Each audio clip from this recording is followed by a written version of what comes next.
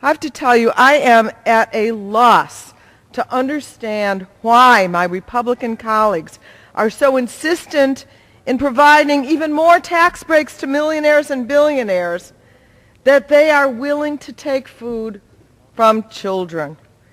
In the Republican worldview, apparently tax cuts to the very wealthy and subsidies to big oil companies and companies that send jobs overseas are a bigger priority than Medicare and Medicaid and education. And again, in this bill, they even take food out of the mouths of hungry children to give those tax breaks.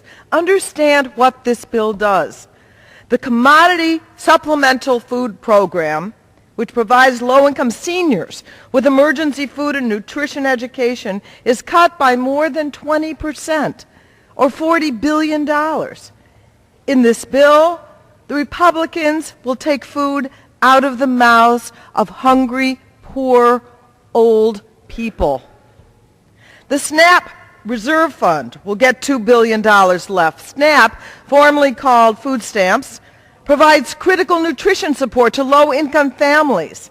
And the reserve helps meet the demands created by unexpected participation in higher than projected food costs. Food costs, everybody knows, are going way up. And with high unemployment and food prices rising, the reserve fund is more likely to be tapped than ever before, and depleting reserve funds will increase the likelihood of a food crisis in the United States of America. Let me tell you what these cuts mean to people in Illinois. Lorraine Djinsky is 82 years old and started receiving Social Security benefits at age 65. Her monthly benefit is $695 a month. But this amount doesn't even cover her property taxes, her home insurance, her supplemental health insurance, and utilities.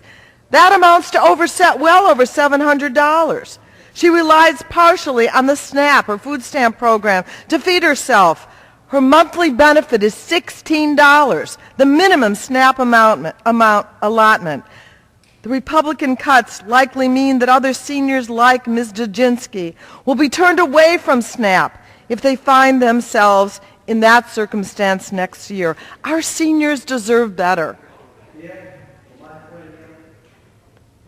I will. I want to remind you, SNAP actually goes up $5.6 billion on this, and you're not talking about it, but the school lunch also goes up $1.5 million. So I did want to say that the SNAP portion of this bill does go up $5.6 billion.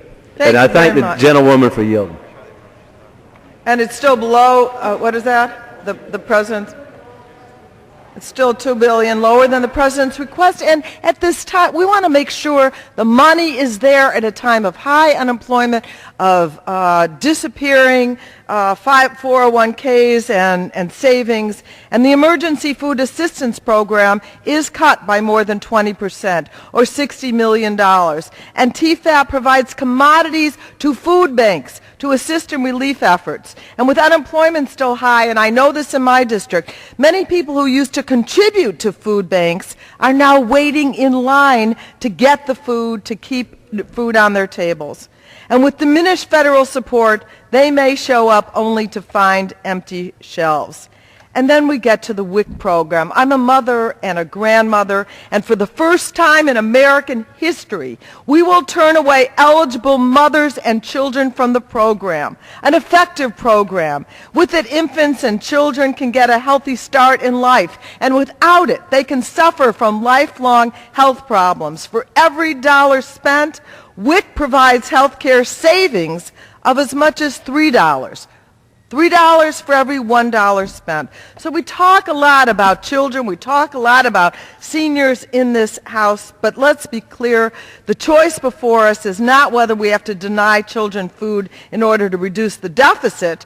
The choice is whether we will make millionaires and billionaires pay their fair share so that low-income mothers, infants, and children will be fed. The choice is clear. Vote no on this legislation.